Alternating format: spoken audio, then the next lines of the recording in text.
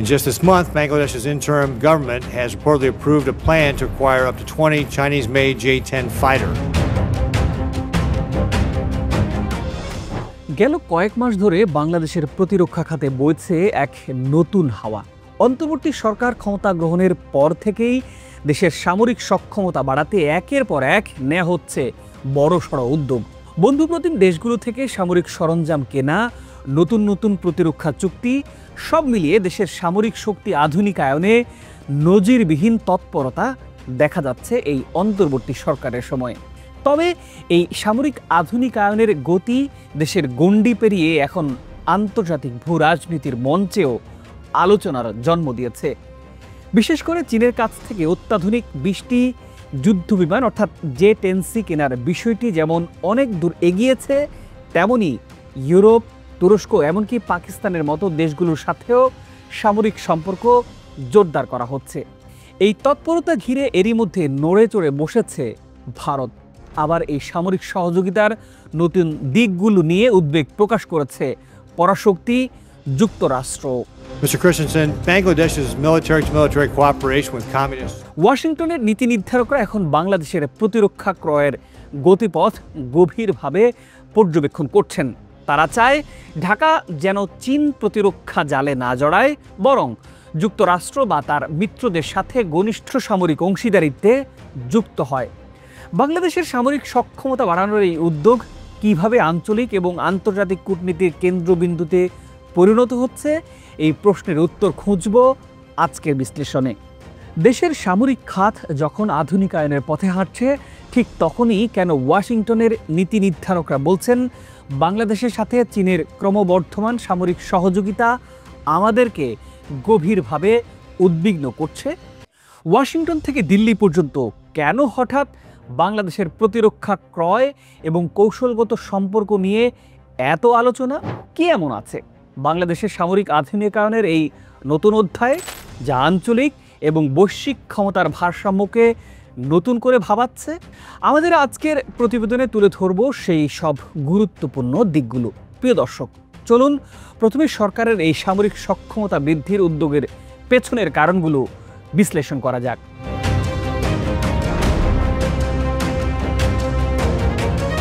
গেল 1.5 দশকে বাংলাদেশের সামরিক বাহিনীর আধুনিকায়ন ধীর গতির প্রক্রিয়ার মধ্য দিয়ে যাচ্ছিল, কিন্তু ডক্টর ইউনূসের নেতৃত্বাধীন অন্তর্বর্তী সরকার আসার পর থেকেই এই প্রক্রিয়ায় আসে নতুন গতি। মূলত দেশের নিরাপত্তা এবং কৌশলগত গুরুত্ব বিবেচনায় নতুন করে ভাবতে শুরু করে বাংলাদেশ। বঙ্গোপসাগরে বিশাল অর্থনৈতিক অঞ্চল এবং কৌশলগত অবস্থানের কারণে দেশের জল এবং স্থল সীমান্ত সুরক্ষার জন্য আধুনিক সামরিক সরঞ্জাম একেবারে অপরিহার্য। বিশেষ করে সমুদ্র সীমার নিরাপত্তা নিশ্চিত করতে নৌবাহিনী ও বিমান বাহিনীর শক্তি বাড়ানো অত্যন্ত জরুরি হয়ে পড়েছে। এছাড়া ফোর্সেস গোল 2030 বাস্তবায়ন করার বিষয়টিও সামনে এসেছে। পূর্ববর্তী সরকারগুলোর নেয়া এই দীর্ঘমেয়াদী পরিকল্পনাটি বাস্তবায়নে বর্তমান সরকার গতি বাড়াতে চাইছে। এই লক্ষ্যের মূল উদ্দেশ্য হলো একটি ত্রিমাত্রিক আধুনিক ও সক্ষম সেনাবাহিনী, নৌবাহিনী ও বিমান বাহিনী গড়ে তোলা।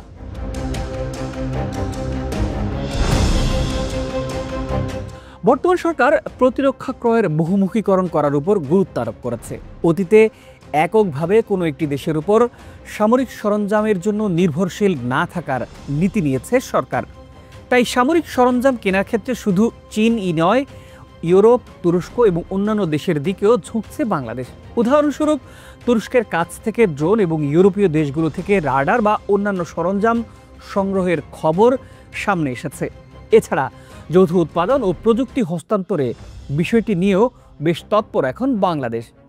এবার শুধু কেনাই নয়, সামরিক সক্ষমতা বাড়ানোর পাশাপাশি প্রযুক্তিগত জ্ঞান অর্জন এবং ভবিষ্যতে নিজেদের দেশেই যুদ্ধাস্ত্র উৎপাদনের দিকে মনোনিবেশ করছে বাংলাদেশ।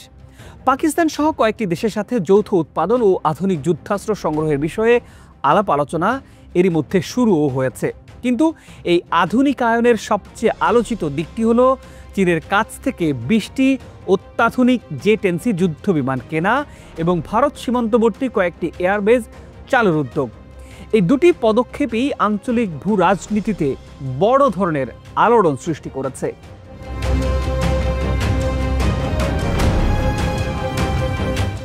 বাংলাদেশের সামরিক সক্ষমতা বৃদ্ধির উদ্যোগগুলোর মধ্যে ভারতের ভূ রাজনৈতিক উদ্বেগ বাড়িয়েছে মূলত দুটি বিষয়। প্রথমত, চীনের তৈরি জে-10C যুদ্ধ বিমান সংগ্রহ। জে-10C অত্যন্ত উন্নত মানের 4.5 প্রজন্মের যুদ্ধ বিমান, যা ভারতের সুখোই 30 বা মিরাজ 2000-এর সমকক্ষ হতে পারে।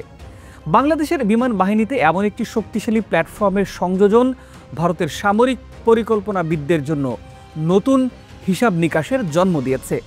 দ্বিতীয়ত, ভারত সীমান্তবর্তী কয়েকটি নতুন এয়ারবেজ চালুর উদ্যোগ। যদিও এয়ারবেজগুলো দেশের অভ্যন্তরীণ নিরাপত্তার জন্য ব্যবহৃত হবে, কিন্তু ভারতের একদম লাগোয়া অঞ্চলে এমন কৌশলগত অবকাঠামোর উত্থান স্বাভাবিকভাবেই তাদের অস্বস্তিতে ফেলেছে।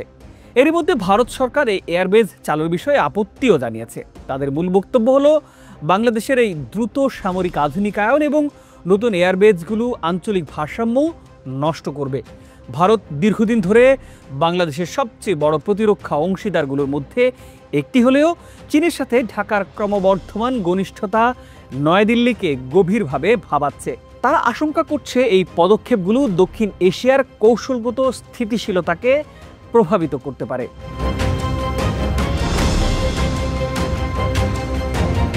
তবে বাংলাদেশ সরকারের পক্ষ থেকে এই সামরিক পদক্ষেপগুলোকে সম্পূর্ণভাবে দেশের অভ্যন্তরীণ নিরাপত্তা এবং প্রতিরক্ষার জন্য প্রয়োজনীয় বলে ব্যাখ্যা করা হচ্ছে।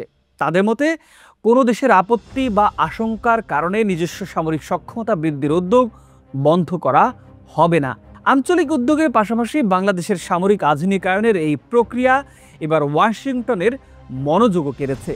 সম্প্রতি যুক্তরাষ্ট্রের সিনেট ফরেন রিলেশনস কমিটিতে এক গুরুত্বপূর্ণ শুনানিতে বাংলাদেশের সামরিক সহযোগিতা প্রসঙ্গে সরাসরি আলোচনা হয়েছে। সেখানে উঠে এসেছে চীনা সামরিক প্রভাব প্রসঙ্গটি। নেব্রাস্কার রিপাবলিকান সিনেটর পিট রিকেটস বাংলাদেশের কমিউনিস্ট চীনের সঙ্গে ক্রমবর্ধমান সামরিক সহযোগিতা নিয়ে তার গভীর উদ্বেগ প্রকাশ করেছেন। শুনানিতে তিনি যা বলেছেন সেটি অত্যন্ত গুরুত্বপূর্ণ। সিনেটর রিকেটস সরাসরি বলেছেন, আজ আমরা যে বড় হুমকির মুখে পড়েছি সেটি হলো কমিউনিস্ট চীনের ক্রমবর্ধমান প্রভাব। বাংলাদেশ ও চীনের সামরিক সহযোগিতা যেভাবে বাড়ছে সেটি আমাদের উদ্বিগ্ন করছে। তিনি কয়েকটি নির্দিষ্ট বিষয়ের উপর আলোকপাত করেছেন। প্রথমত, সাবমেরিন ঘাঁটি সংস্কার, যেটি চীন সম্প্রতি বাংলাদেশের একটি কৌশলগত সাবমেরিন ঘাঁটি সংস্কার করেছে, যা এখন যুদ্ধজাহাজ ও সাবমেরিন রাখার সুযোগও তৈরি করেছে। দ্বিতীয়ত, অস্ত্র কেনাকাটার বিষয়টি।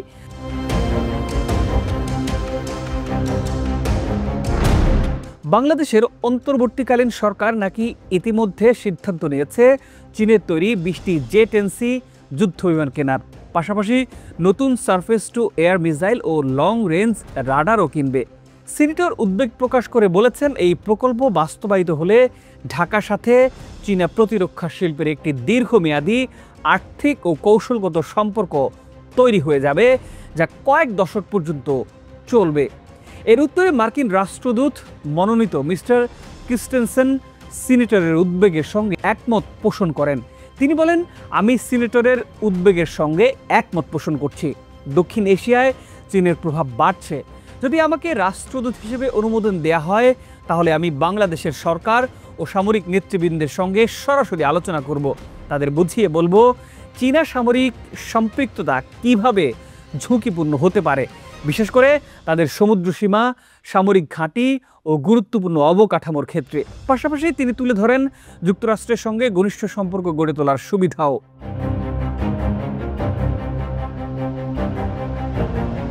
এই শুনানিতেই জানানো হয়, যুক্তরাষ্ট্রের সিনেট সম্প্রতি থিঙ্ক টুয়াইস অ্যাক্ট নামে একটি দ্বিদলীয় বিল পাশ করেছে। এই বিলটির উদ্দেশ্য খুবই স্পষ্ট, বাংলাদেশের মতো দেশগুলোকে চীনের অস্ত্র কেনা থেকে নিরুৎসাহিত করা এবং যুক্তরাষ্ট্রের সঙ্গে প্রতিরক্ষা সম্পর্ক জোরদার করা। সিনেটররা বলছেন, এই বিলটি পাশ করা খুবই গুরুত্বপূর্ণ, যাতে তারা চীনের ক্রমবর্ধমান অস্ত্র বিক্রয় প্রভাবের বিরুদ্ধে প্রতিরোধ গড়ে তুলতে পারে। তাদের লক্ষ্য, বাংলাদেশ যেন চীনা অস্ত্রের উপর নির্ভরশীল না হয়, বরং বিকল্প উৎস হিসেবে যুক্তরাষ্ট্র বা তার মিত্র দেশগুলোর দিকে নজর দেয়।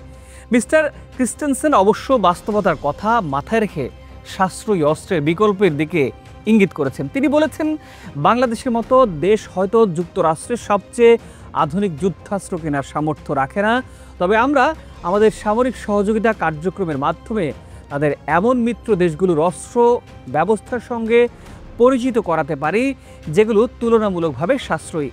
এর মধ্য দিয়ে স্পষ্ট, ওয়াশিংটনের নীতি নির্ধারকরা এখন বাংলাদেশের প্রতিরক্ষা ক্রয়ের গতিপথ গভীরভাবেই পর্যবেক্ষণ করছেন।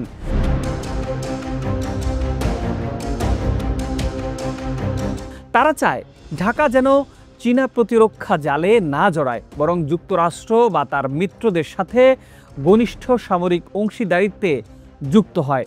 প্রিয় দর্শক, এই পুরো পরিস্থিতিকে বিশ্লেষণ করলে একটি বিষয় একেবারে স্পষ্ট। বাংলাদেশের সামরিক আধুনিকায়নের এই উদ্যোগ এখন শুধু দেশের অভ্যন্তরীণ নিরাপত্তা ইস্যুই নয়, বরং এটি আঞ্চলিক এবং আন্তর্জাতিক ভূ রাজনীতির এক জটিল সমীকরণে পরিণত হয়েছে। বাংলাদেশের সামরিক কেনাকাটা এখন ভারত এবং যুক্তরাষ্ট্র উভয়েরই নজরে আছে। ঢাকা এখন এক সূক্ষ্ম কূটনৈতিক চাপের মুখে। একদিকে চীনের সাথে দীর্ঘদিনের প্রতিরক্ষা অংশীদারিত্ব এবং তুলনামূলক সাশ্রয়ী মূল্যে অস্ত্র পাওয়ার সুযোগ, অন্যদিকে পশ্চিমা বিশ্বের সাথে সম্পর্ক ধরে রাখার তাগিদ। চীনের সাথে সামরিক ঘনিষ্ঠতা বাড়লে ভবিষ্যতে পশ্চিমা দেশগুলো থেকে প্রযুক্তি, প্রশিক্ষণ এমনকি অর্থনৈতিক সহায়তার ক্ষেত্রেও বাধার সম্মুখীন হতে পারে বাংলাদেশ। দক্ষিণ এশিয়ার দুই প্রধান প্রতিদ্বন্দ্বী চীন এবং ভারত উভয়ের সাথেই সামরিক ও অর্থনৈতিক সম্পর্ক বজায় রাখতে হচ্ছে বাংলাদেশকে। এর সাথে যুক্ত হয়েছে এখন যুক্তরাষ্ট্রের চাপ। এই পরিস্থিতিতে বাংলাদেশ অত্যন্ত বিচক্ষণতার সাথে তার পররাষ্ট্রনীতি পরিচালনা করতে হবে, যাতে কোনো একক শক্তির প্রতি অতি নির্ভরশীলতা তৈরি না হয়। সামরিক সরঞ্জাম কেনাকাটার ক্ষেত্রে বহুমুখীকরণ নীতি ধরে রাখা এখন আরও গুরুত্বপূর্ণ।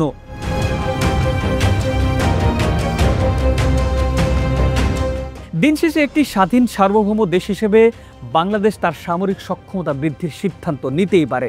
এই সামরিক সক্ষমতা বৃদ্ধি দেশের জাতীয় নিরাপত্তার জন্য খুবই বা অত্যন্ত জরুরি। তবে দেশের স্বার্থে সবচেয়ে গুরুত্ব দিয়ে আন্তর্জাতিক মিত্রদের সাথে ভারসাম্যপূর্ণ সম্পর্ক বজায় রাখা, সামরিক আধুনিকায়ন এবং পররাষ্ট্রনীতির এই চ্যালেঞ্জিং পথে সঠিক সিদ্ধান্ত নিতে হবে বাংলাদেশকে। সামরিক সক্ষমতা বাড়ানোর এই নতুন অধ্যায় বাংলাদেশের জন্য নিঃসন্দেহে গুরুত্বপূর্ণ, তবে এই পথে প্রতিটি পদক্ষেপই আন্তর্জাতিক পর্যবেক্ষণের কেন্দ্রে।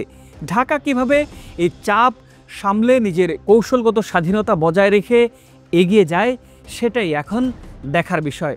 প্রিয় দর্শক, আজ এ পর্যন্তই। আপনাদের কি মনে হয়, বাংলাদেশের সামরিক আধুনিকায়নের এই উদ্যোগ কি আঞ্চলিক ভারসাম্য নষ্ট করবে? আপনার মতামত জানান কমেন্ট বক্সে। আগামী পর্বে নতুন কোনো বিষয় নিয়ে ফিরে আসব। ততদিন ভালো থাকুন, সুস্থ থাকুন, চ্যানেলটি সাবস্ক্রাইব করে পাশেই থাকুন।